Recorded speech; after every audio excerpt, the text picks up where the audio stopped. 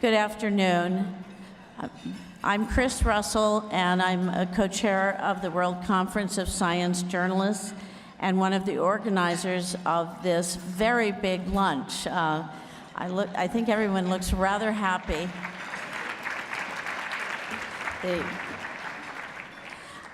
This luncheon event, and particularly the program, has been more than 9 months in the working. We met at the American Association for the Advancement of Science in February and had some discussions which led us to have an ambitious goal of bringing 3 international women leaders, dignitaries in the public and private sector to the meeting. That was the goal, and there's always a feeling up until the arrival of the distinguished dignitaries who have very big schedules. So we are thrilled that you're here today and that we have a really great program, exciting program to offer. Wanted to briefly thank the sponsors of this lunch, J&J Innovation and 23andMe. And also a tremendous thanks to Seema Kumar of J&J Innovation.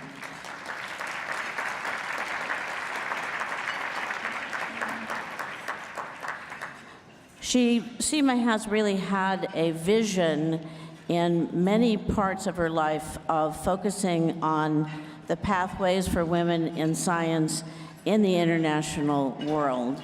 And so we are following that and looking at this question of who will do science in the 21st century, international women in STEM leadership. I'm going to ask Seema to come up and introduce our 3 distinguished speakers. Seema is Vice President of Innovation, Global Health and Policy, Communication at J&J Innovation. Her portfolio is pretty broad, and many of you in the audience know that J&J Innovation, through Seema, has been very supportive of science journalism throughout the last many years. So I want to welcome Seema.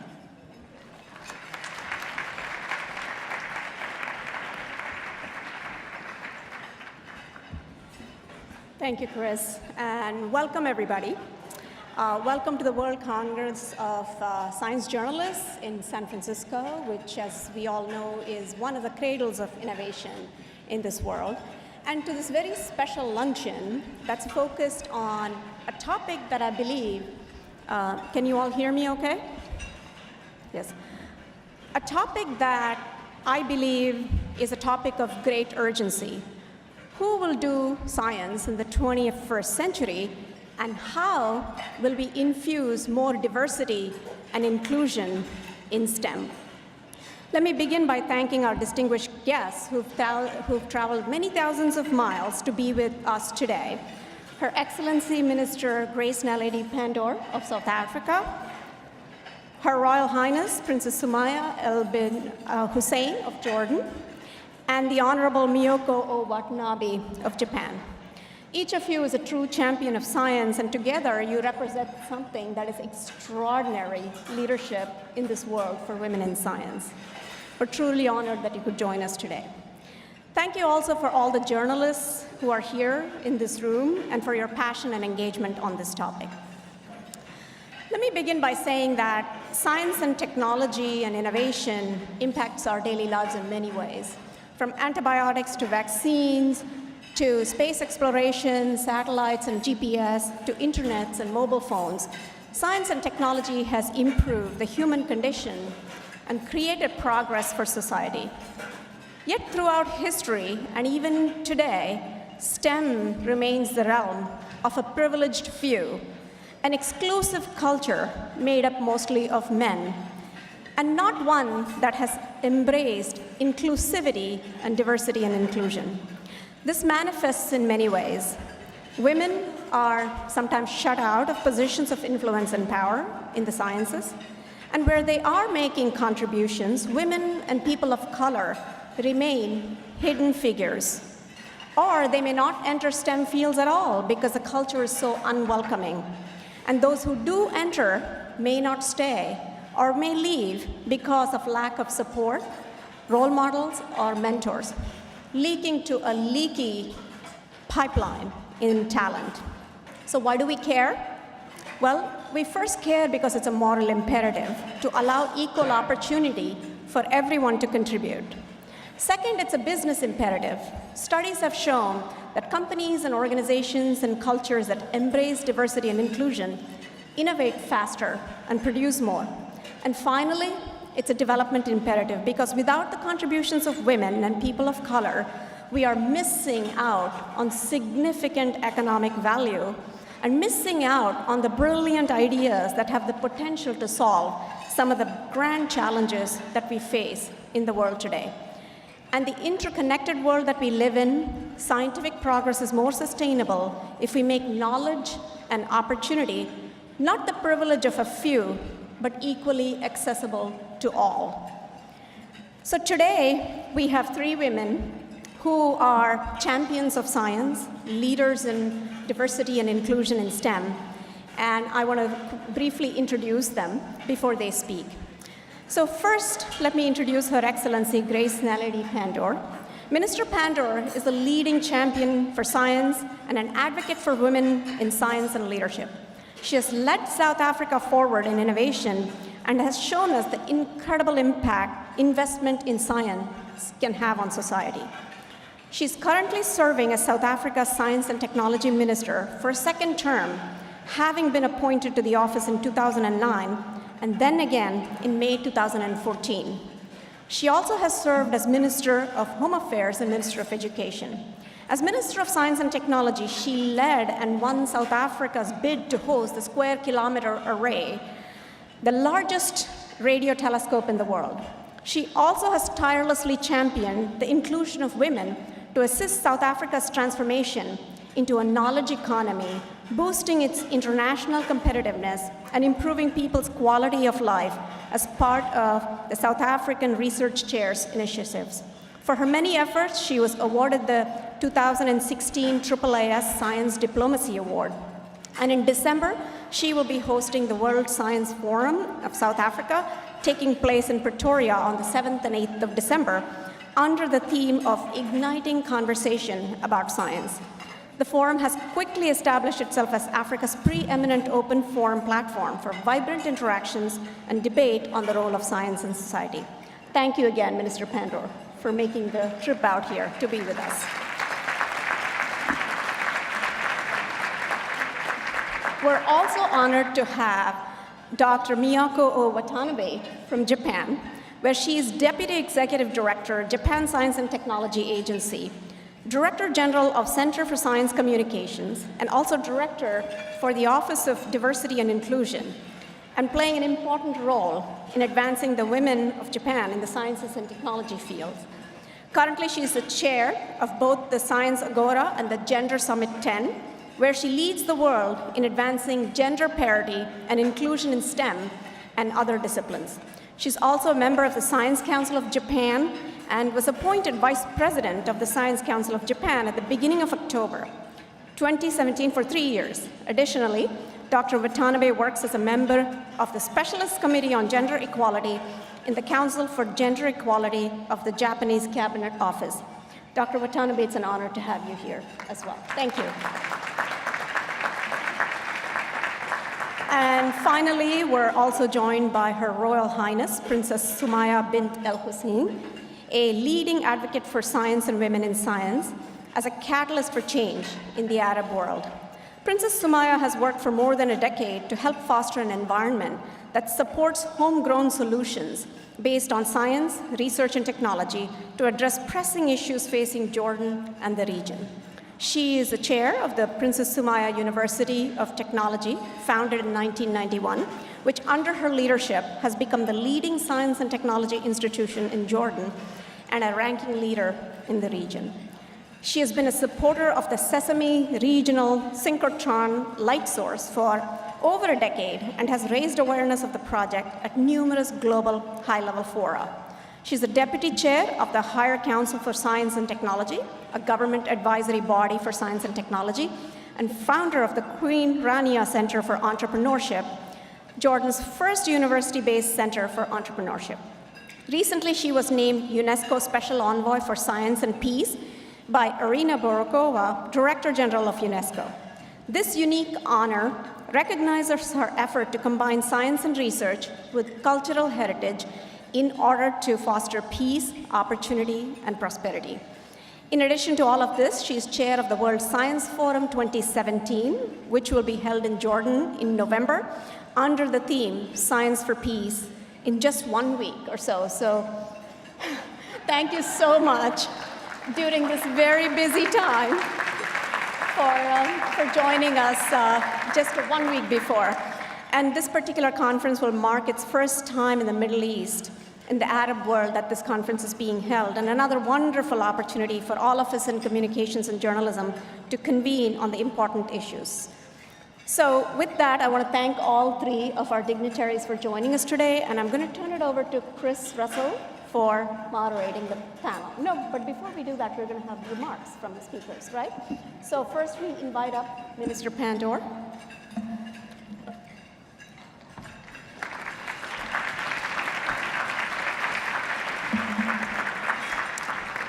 Good afternoon, and thank you very much, Seema, for that very kind introduction. It's really a wonderful opportunity for me to be given the honor of speaking at this lunch event and to interrupt your lunch. At least I hope I will interrupt it, because I know, food is very attractive, and politicians are not always the best lunchtime speakers. Nevertheless, let me begin by attempting to answer the question, who will do science in the 21st century? Well, from my perspective, as a Minister of Science and Technology in South Africa, my response has to be that it must be women, and Black people have to be part of that. So for me, if that doesn't happen, if that doesn't happen, then my job and the work I've done would not mean very much to me.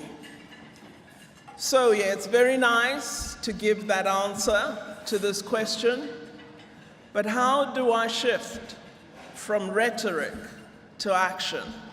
Because we are all very good at articulating very nice platitudes, but we do not translate the good rhetoric into action. So what have we begun to do in South Africa? Firstly, in order to ensure that women do enjoy opportunity to access science, we've provided grants for research that are directed at women and that are not available to other components or parts of society. So we have directed grants, we have programs that are to support women researchers and ensure that they enjoy opportunity. These grants range from support at the honors level through to master's to PhD and postdoctoral support for women researchers in science in all disciplines, because we're encouraging development of science in all the science disciplines, the humanities, the social sciences, engineering, technology, as well as the physical. The second thing that we have done is to ensure that we have a gender lens toward how our incentives operate in the system. Because at times you have very good policy, but you don't insert a gender lens. When you assess the impact of the policy, you don't ask the question, who's actually benefiting? Are women the beneficiaries? Are Black people getting the opportunity that they should? So you know that there are funds out there, you know that there are incentives, but because your lens doesn't have a gender eye to it, you are actually missing the identification of the ongoing marginalization of women. I became aware of this recently. We have a very good program called the South African Research Chairs Initiative, through which we provide long-term funding to established researchers so that they have resources to supervise senior students as well as to promote their own research work. We had established, at the time I began to look, 150 chairs, and I was absolutely horrified to discover that only 23% were occupied by women researchers. So I had funding to create more research chairs, and I decided all those chairs would go to women. And you can't imagine the resistance that I met. I was told by senior professors, and particularly by university leaders, that there weren't the number of women for the chairs that I was going to advertise. And I told them that because they didn't have a gender lens, they were missing the women professors who were absolutely qualified and competent to hold those chairs in their institutions. We proceeded to advertise 42 such research chairs. We had 60 applicants who fit the criteria entirely, and all of them were female. So we were able to fill the 42 with excellent women candidates, and I was able to show vice chancellors the women who they had not been looking at in their very institutions. So my second response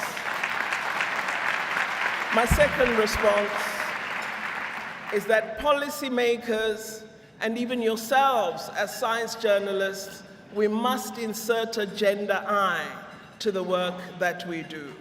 If you are not profiling women scientists, if all the Science Nobel Prizes are being won by men, you've got to begin to ask questions as to what's actually going on. What's happening in the laboratories? What's happening in the science faculties? And you ask these questions because if you look at our universities today, more than 50% of students in our universities are female.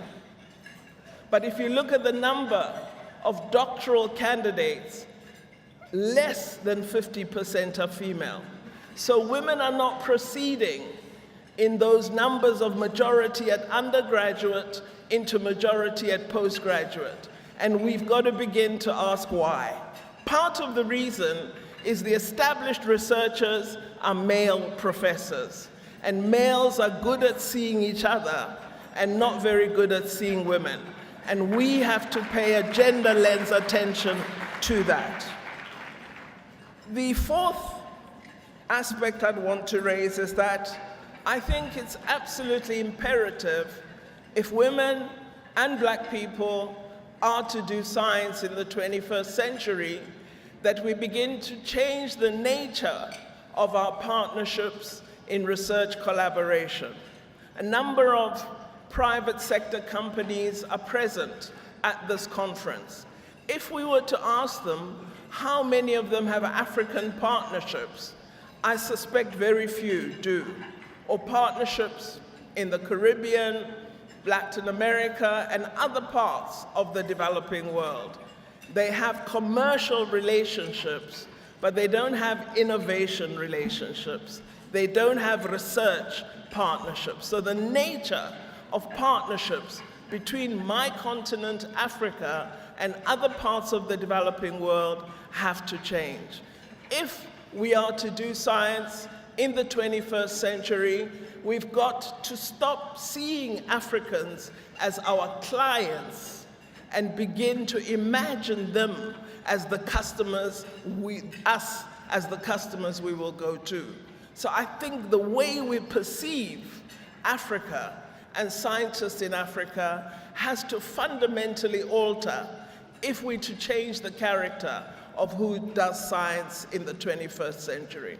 If we continue with the current relationships, we are merely perpetuating inequality, discrimination, and exclusion, and are doing science for significant corporate benefit but not for fundamentally changing the world. So we need to be thinking in different and very radical ways about how the practice of science is changed in order for women and Black people to participate in doing science and contributing to it. Fifth point, very quickly, we must also not only rely on producing the human capital. It's all very well for me as a minister to make incentives available to train PhDs, produce them in large numbers. But if I don't have laboratories well-equipped or innovation hubs that they can work in, the absence of that architecture defeats my purpose, and essentially I'm training for laboratories overseas and not for work to be done in South Africa or on the African continent. So attention must be given to establishing a research and development infrastructure in our countries and on the African continent so that we can do science on the continent in partnership with colleagues in other parts of the world. We are succeeding somewhat in doing that, but we still suffer a deficit of the institutional landscape that can absorb the human capital that we're producing. So attention to the institutional character and its ability to absorb the talent we produce is something that I think, as Africa and other parts of the world, we need to give much more attention to. And it's really an area that I think we haven't sufficiently addressed as a continent and as a science system. Finally, you are not going to retain your talent to work in Africa or any part of the world that lacks research and innovation capacity if you do not have exciting scientific projects that prick the curiosity of your talent and actually excite them about working in your country. That's why we, for example, pursued such an obscure project like the Square Kilometre Array. Many people were asking me, why do you want to build a radio telescope for astronomy in your country? And I told them I want more mathematicians, I want more astrophysicists, I want more engineers, I want to train technologists, and I want global infrastructure in Africa so that researchers come to Africa to do science and we don't have to go elsewhere, out of the continent to do science. So the final point is, in order to ensure that we do science in the 21st century, let's ensure that frontier science projects are located on the African continent. Thank you very much.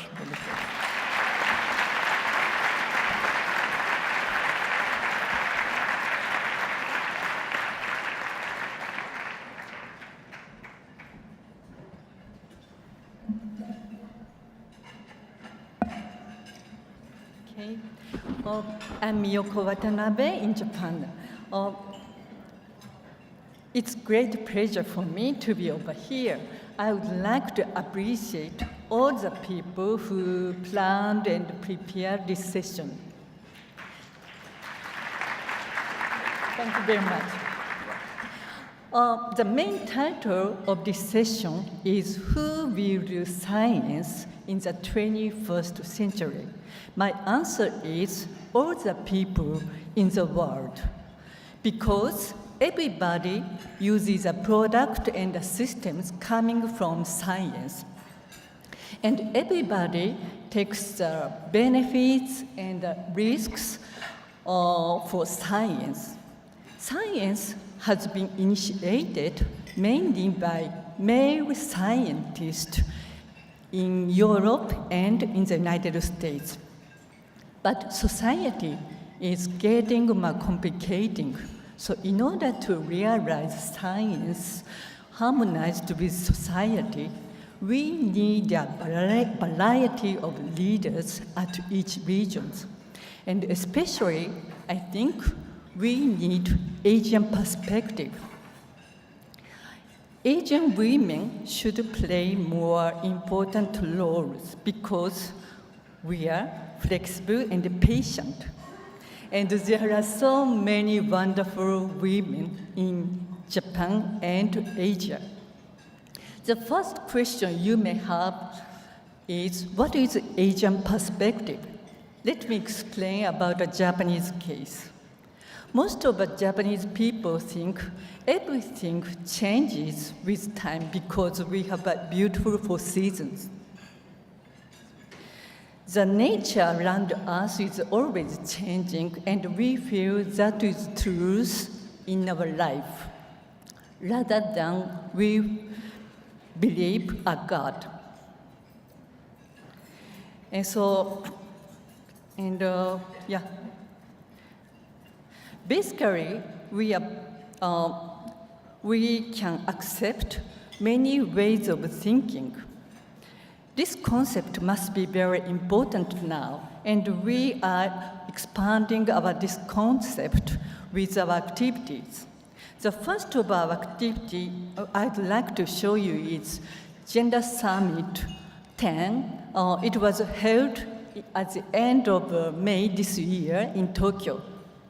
Maybe you can see the plastic folders.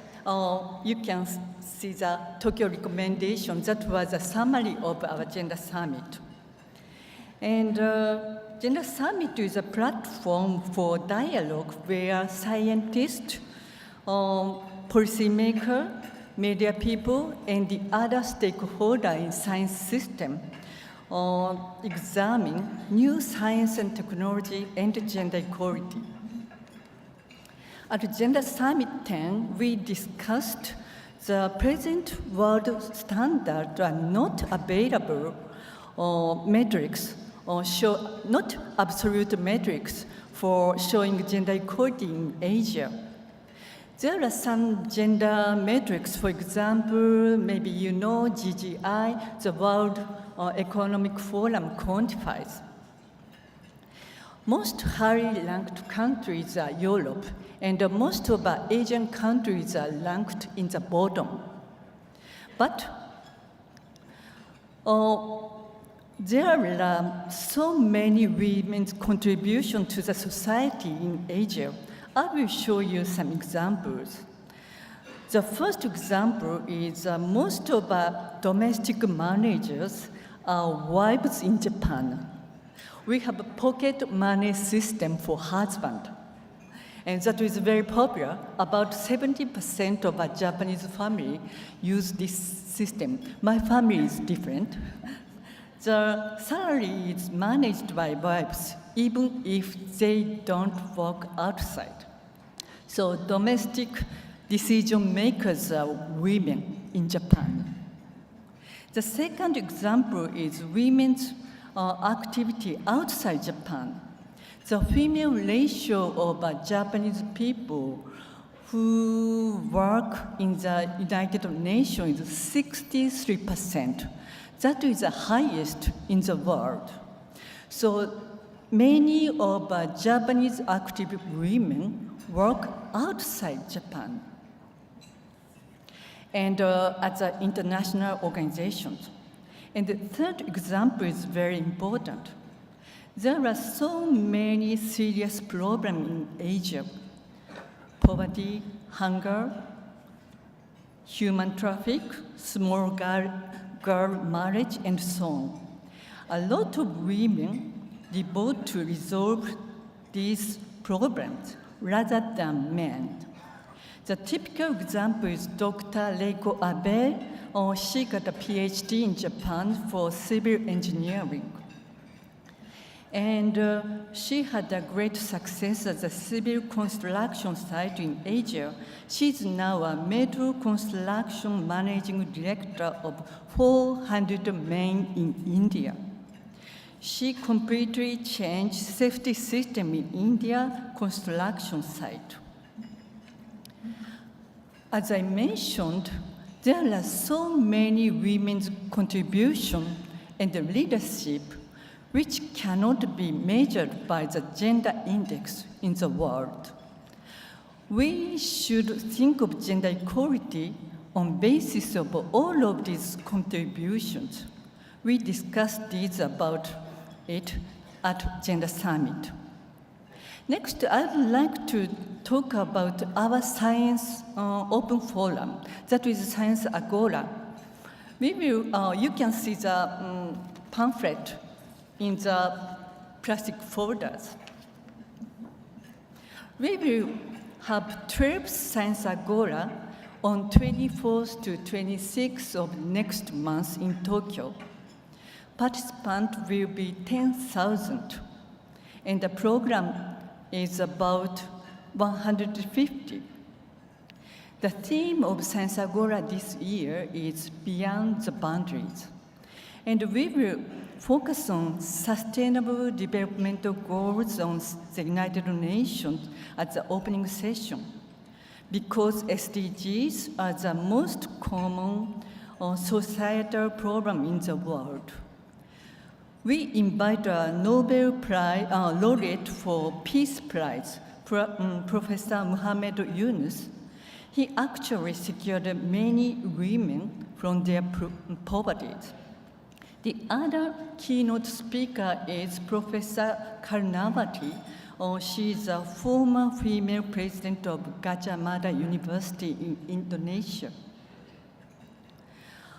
And we will also have a panel discussion about poverty and gender equality, looking for our new resolution to resolve the poverty problem by science and technology and gender equality.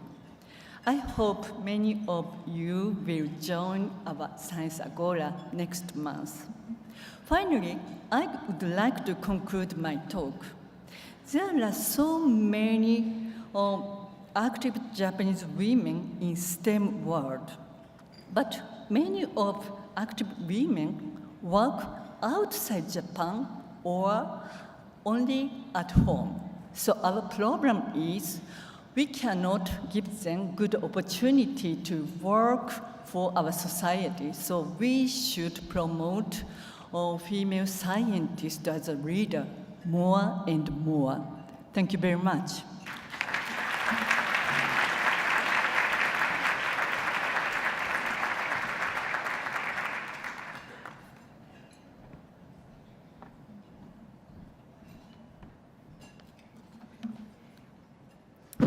Thank you very much, Seema, Chris. Thank you for having me on this panel. It's a privilege to be here with Madame Pandor and with you, Dr. Watanabe. Ladies and gentlemen, science is the key to peace, health, and prosperity, not just in my challenged region, but around the world. Throughout history, science and innovation have provided the sturdiest framework for addressing challenges facing societies, as well as for enhancing the well-being of the community.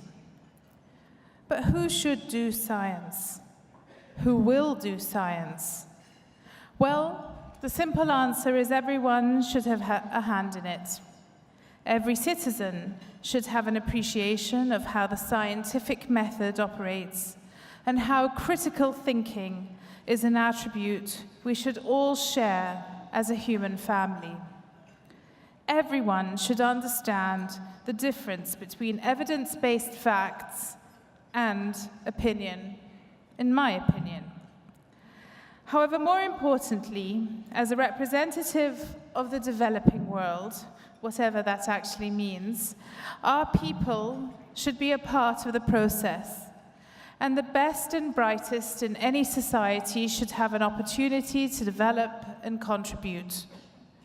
We, brown people, are not requesting that science be done unto us. We share a human capacity to excel. What we often lack is the infrastructure to channel that excellence for our shared benefit. Of course, the vital base for igniting innovation is fundamental, basic science research. New technologies and new ways of doing things to meet particular challenges rely on new materials or concepts. A background and heritage of fundamental, basic science research is essential, somewhere along that path. Basic science research must be acknowledged as the foundation for all that may follow. But it shouldn't end there. So much more must follow. The fact is that today, more than ever, the ability to perform science at a high level is so terribly unequally distributed around our world. It is such a great loss to science and to humanity that only scientists from relatively few countries have the means and the access to knowledge that allows them to address critical challenges. And what a terrible waste of potential that is. All our societies share the same potential to innovate and the same brains that can create new knowledge. If you do not accept this fact, then my opinion is that perhaps you should not be here. Yet there is such a stark disparity between our world's top tier and the rest of, the majority of the world when it comes to scientific output, impact, and overall productivity. Yet the human brain is constant and consistent. In 2004, the top 30 scientific nations produced 97.5% of the world's most cited papers. Of course, that situation is changing slightly. Education and training, increased R&D investment, and enlightened private sector investment in public research has meant that major developing countries such as South Africa, Mexico, Turkey, India, and Argentina have been able to retain talent and have seen their scientific productivity and overall share of the world's citations increase impressively.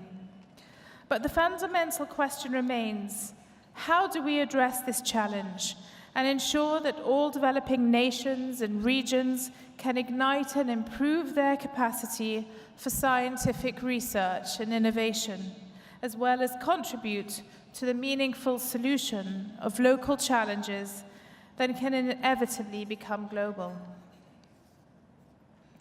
Money is only part of the answer. Of course, this is not even an option in many instances. The simple truth is that all national science programs need to recruit and retain top talent. But this is a challenge because, by definition, these scientists and innovators feel driven to gain a place at top research institutions. This is, of course, where our global system of migration is exceedingly accommodating. No walls here. However, there is a creative, ambitious, and proven way of making the world more even in terms of quality research and ancillary impact. Do not seek to patronize. Make it a priority to create some world-class research infrastructure, regardless of scale. The unshakable foundation for assured and consistent success for most established research institutions around the world is mentorship. This is the factor that makes those top institutions great. Indeed, endowments are nothing without it. Mentorship is the golden thread of innovation that helps create and sustain a vibrant science culture. And mentorship can operate anywhere. We have the capacity to create networks that link labs across the world without the need to permanently relocate top talent. This is the key to releasing talent in most of our world today. It is abundantly clear from the academic family trees of the world's top talent. Indeed, there is a value in creating a 23andMe research mentorship database. We would quickly see some surprising research evolution across the generations. I would cite as an example Professor Omaryari, the second most highly cited chemist in the world. He was mentored by Walter Klemperer at the University of Illinois, who was in turn mentored by the renowned Al Cotton of MIT and Texas A&M, who in turn was mentored by the Nobel laureate Sir Geoffrey Wilkinson. Omar's chemical ingenuity and most certainly his determined scientific productivity and soaring standards of research are a direct result of that human history of scientific excellence that started generations ago in his own scientific family. Today we can see so many emerging scholars who receive Omar's mentorship and are formed by this incredible heritage. I mention Omar Yaghi for two reasons. Firstly, he's a professor at UC Berkeley and a longtime star of the UC California system. But secondly, he is a Jordanian who left my country when he was 15. Of course, he could not have achieved what he has had he stayed, but times have changed, and mentorship across borders is not just a pipe dream. We have the technology and the methods to achieve it. This process has worked on a large scale for places like KAUST in Saudi Arabia and on similar scales for other places that the Berkeley Global Science Institute, under direction of Professor Yaghi, has engaged with, including Vietnam. I'm delighted to say that Jordan is next in the pipeline. High-level research is the goal of these labs, and highly regarded and cited research is being produced. There is no quick fix for building a long-lasting innovation cycle in emerging economies. However, it cannot even begin without initiating, establishing, and rooting a mentoring tradition within a nation's science culture. Once that happens, innovation and scientific output may blossom, and an economy based on knowledge may begin to thrive. If our developing countries can engage and involve top talent, whether or not they are members of the diaspora, who will contribute to building world-class infrastructure, then a foundation is set. A focus is given to high-level research, and basic science inevitably benefits too. So these are the stories I challenge you to write. Stories of science over borders, through time zones, and across generations. Science that is advanced and meaningful and directed at solving our global challenges. This is a key aspect of the upcoming World Science Forum 2017 being hosted by us in Jordan. A first for the Middle East and a first for Jordan. Under the theme of Science for Peace, we aim to highlight the talent in our region, the brains that are emerging to do good things for the region and beyond. We were keen to make all of you a central part of the forum. Our offer of 25 media scholarships resulted in nearly 500 applications. To me, that indicates a hunger to tell stories that are not often told. It is a recognition that science has a home wherever humans live. The future of science must be borderless, and we must all have a hand in making it so. Thank you very much.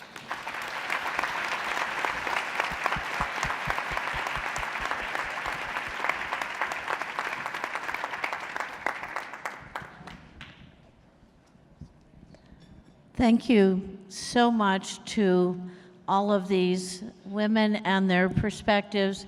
We're going to have a conversation for a moment, and following up on what Her Royal Highness just said about mentorship and getting a little personal, could each of you reflect briefly on what drew you into science? Did you have role models, mentors, or what was it that helped you become a leader in science?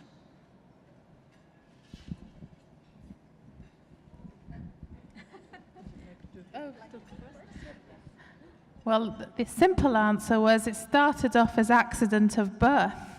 I never expected to be involved with the science community. I'm an art historian by training, and I graduated from the Courtauld Institute of Art at London University.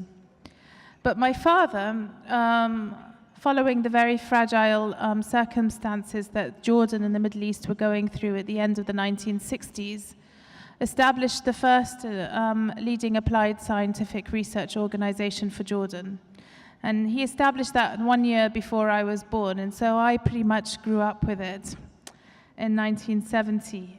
And I suppose, again, it was the passion for my country and the sense of duty that was instilled in us that made me embrace science.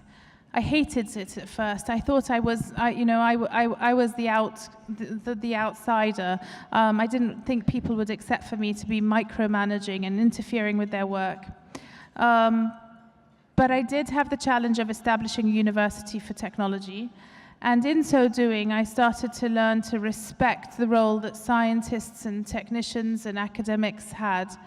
And I think the academics appreciated it because I didn't tread on their toes. They left me to do what I needed to do, which was really to create the right environment, for people to become as productive as possible. And that's where I set about establishing the Entrepreneurship Center and improving the facilities on our campus. And over the last 10 years, I think I've realized that I can't live without my science community, but at the same time, I've been given a great opportunity of bringing that world of cultural heritage together with science. And it's made me understand intrinsically how much science is about the investment, not only in the quality of people's lives, but the investment in human dignity. And I suppose that's what keeps me going every day. It's my inspiration. And I'll never claim to be a scientist, but I will always try to do the best to provide the right environment for scientists to be as creative and as productive as possible. Thank you. Okay, so let me talk about my case first.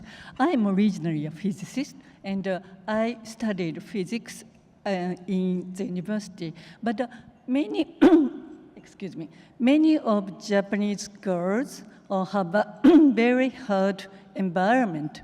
A lot of girls would like to study engineering and natural science, including physics, but most of girls study medical science and nursery and any other medical science anyway, but because if they would like to study engineering, most of the mother don't agree with it. So mother thinks, or mother experiences very hard circumstances when they are young. They don't know the present situation. On the other hand, Japanese industry need female engineers more than male engineers because the customers are mainly women, so they need female engineers. So there is a big gap between the industry need and the actual girls' situations. So because mothers don't know the situation, the present situation. So what we should do is we show the present situation of industry. They need more women. That is the biggest problem for us now. Well,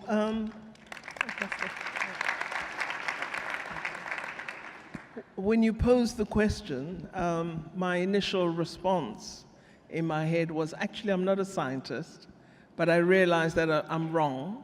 I'm a humanities scholar. And the interest in scholarship really began at school. I think teachers don't often realize the impact that they have on young people. And the work that teachers do is not often appreciated. So my best mentors were my family, obviously my parents, but I think the teachers that I had in the schools I attended, I was really fortunate to have fantastic teachers who always encouraged us to pursue education. And while I'm deeply, deeply committed to science and technology, my real love in the world is education and the power that it has to change a person's opportunities and perspectives. I believe very, very deeply in the power of education. and I'm an educator by training, linguist, as well as a language, English teacher and academic. But I believe that what we should push for in the world is quality education for every child, because in that way we will alter the world. As science minister, I've become absolutely intrigued about the opportunities for change and development that are offered by science. It's only in the advent of democracy that in South Africa we've begun to focus research and development on the troubling problems that confront our society. But there's immense, immense value that lies in science in addressing the most intractable challenges that we're confronted with. And so I've been interested and supportive of science and have been really lucky to work with the most incredible talent in our country and internationally in addressing some of the deep, deep problems we have, issues such as the disease burden on our continent, subjects of food security, the inadequacy of innovation. All of these are drivers for the work that many of us do. But I still think that we haven't yet, in education, sufficiently provided resources that will tap the talent and scientific ability of young children in South Africa. And much more still needs to be done in that score. And I would say to any aspiring politician, if there is a ministry you should choose, if you have a choice, it's science and technology. The others are really terrible, but this one is brilliant. Thank you.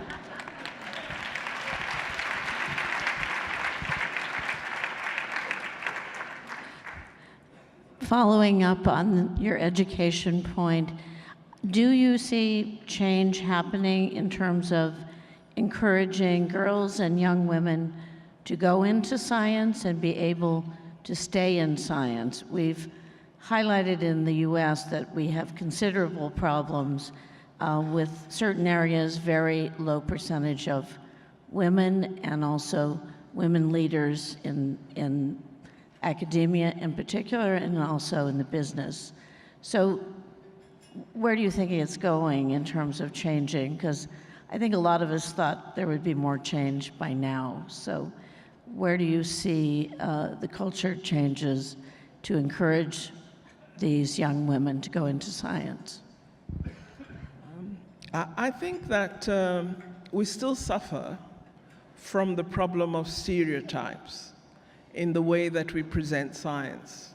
So we have got improved communication, but generally, if you see a picture of a physicist or a chemist in a newspaper, it would be a male. An engineer would be a male. So we don't profile women scientists sufficiently, and that's something that has to change. These stereotypes exist from children's books at primary school right through to the texts that we read at the senior levels at university. So we need to change the way in which we're depicting achievement in science. In South Africa, our biggest problem is the pipeline of competent young people from school who are able in maths and physical science in particular. The pipeline is a real challenge in our country, especially from our poorest communities. So we need to do much more in that regard. We're just not getting the numbers that we need. So while we're thrilled that we have 52% of students in university as female, we're really worried that they're still pursuing the traditional fields of study. And even when they go into science, it tends to be medicine or biological sciences rather than engineering or the physical sciences, where we really would like to see increased numbers. So there is a huge task that we all have to undertake. And I think a lot of it relies on how we communicate about who does science and who is doing science. I attended a workshop of young physics, female postgraduate students, and they told me of some of their experiences in the laboratory. When task teams are formed, the professor doesn't always look at women physics students. So there is some discrimination in the laboratory, and we have to attend to this as well. One is often horrified to discover that in institutions in which we believe the highest levels of learning are taking place, you find racism, sexual harassment, and gender discrimination. And these are a reality we must confront and address directly if we're to achieve the levels of success that we want.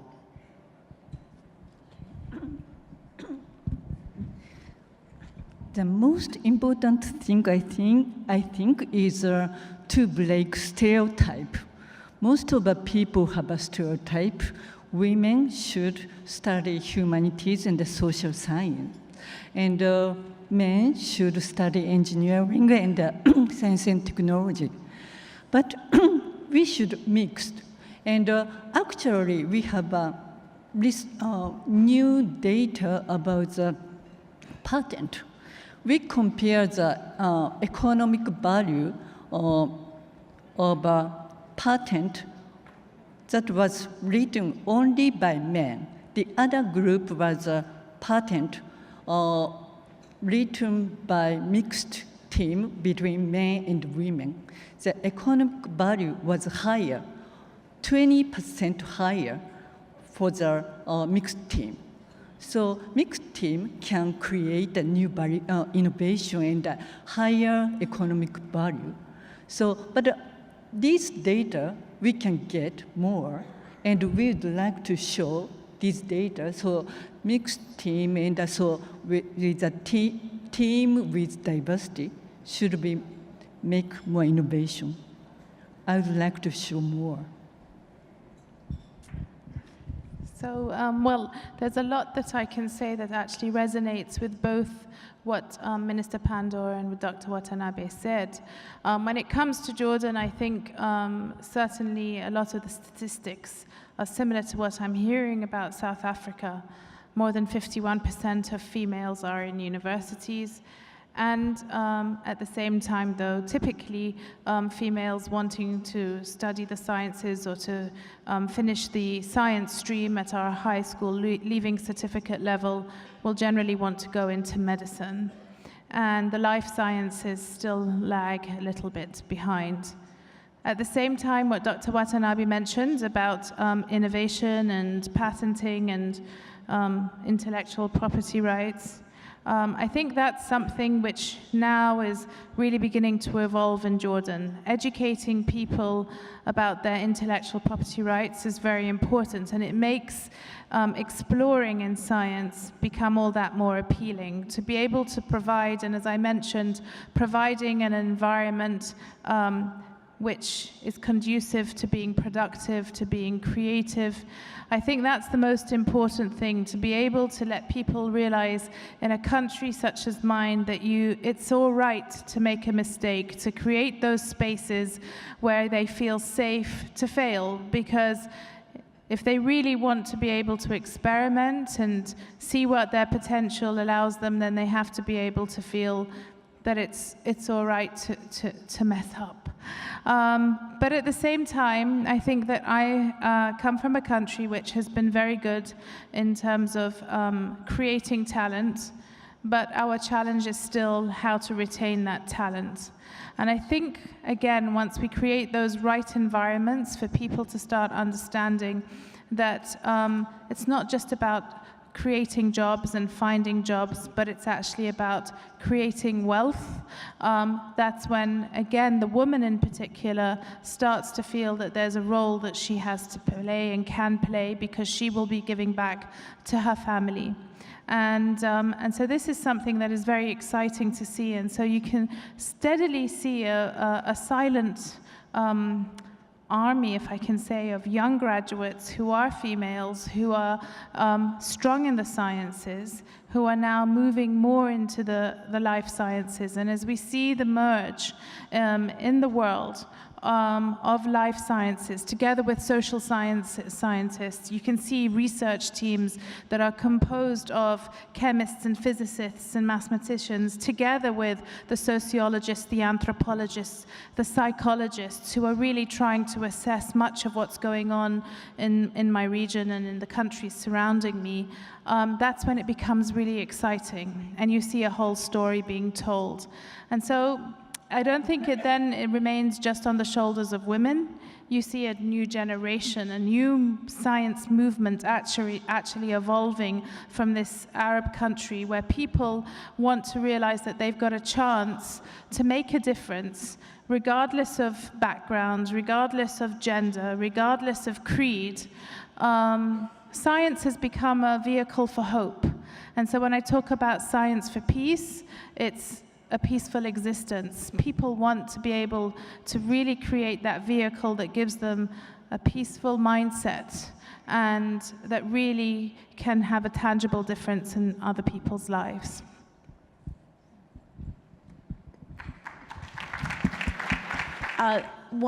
We have a discussant with us, Dr. Emily Conley from 23andMe. She's Vice President of Business Development. She has come from the research arena, spent 10 years in research in neuropsychiatric research, and got her PhD in neuroscience at Stanford University. So I wanted Emily to reflect briefly on the challenges in the private sector for women, both in research, but then also going into biotech, which has had its own problems on the female front recently.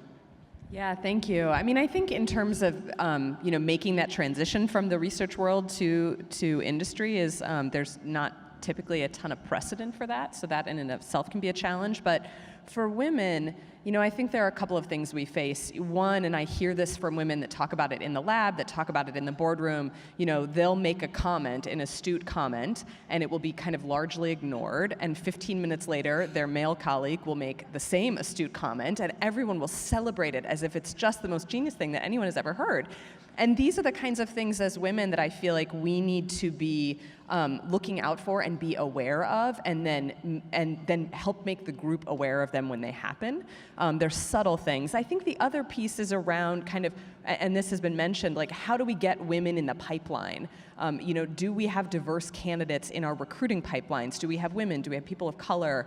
Are we being conscious about that? Are we going to where those candidates are to make sure that we are accurately getting a full landscape when we're hiring?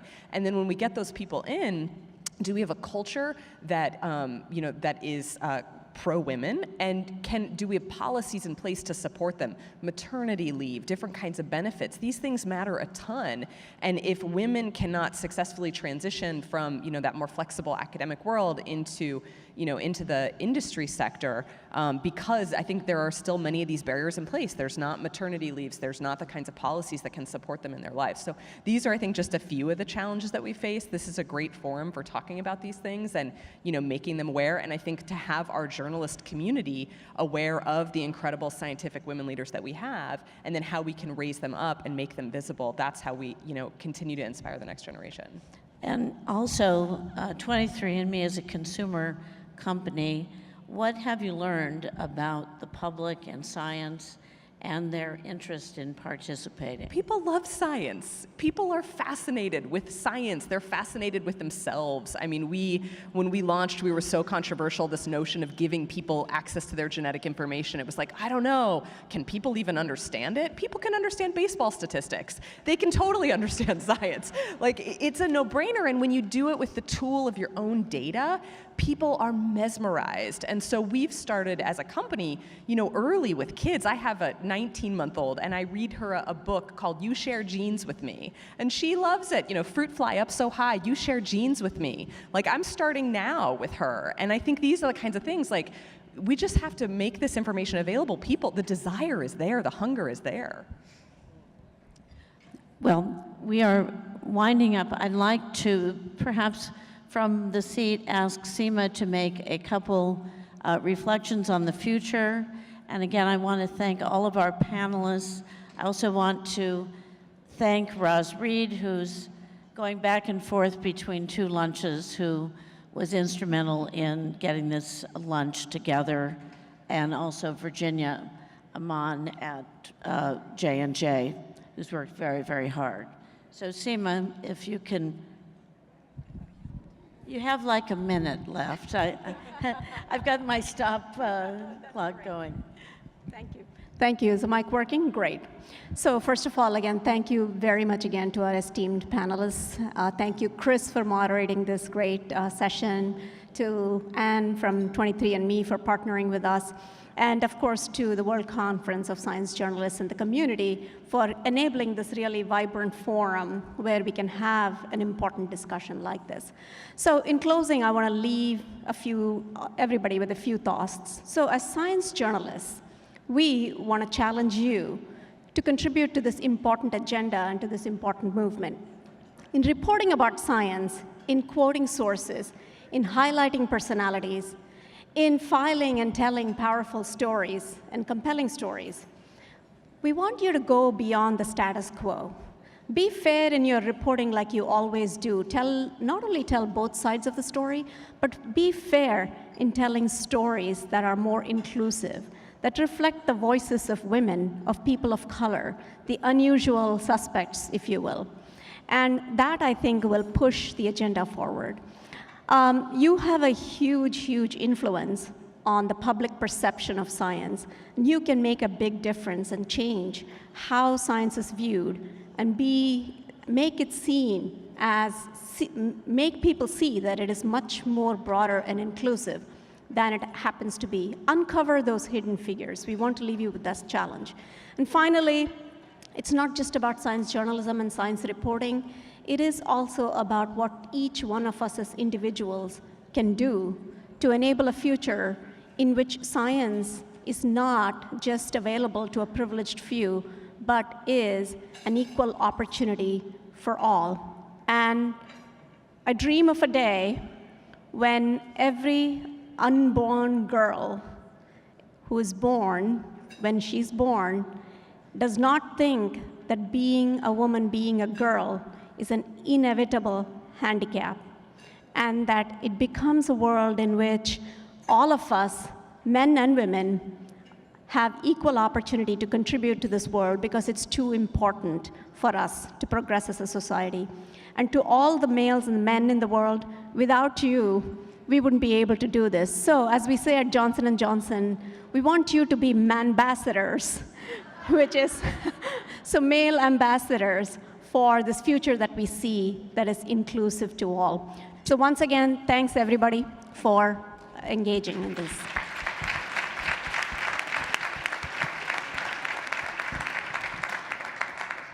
There's still time to fill out your response card. So I hope you will do it. It's only like 2 questions. So we appreciate it, and thanks for coming.